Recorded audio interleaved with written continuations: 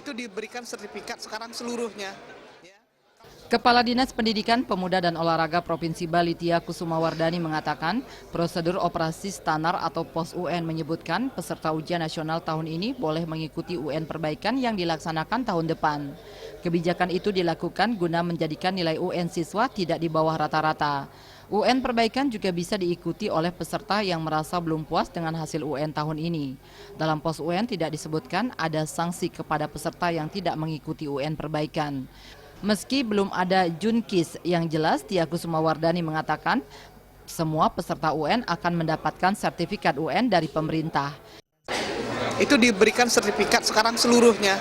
Ya, kalau sebelumnya ada informasi bahwa yang mendapatkan sertifikat adalah anak yang sudah lulus, sementara semua berapapun nilai yang dicapai oleh anak-anak kita, mereka semua mendapatkan sertifikat.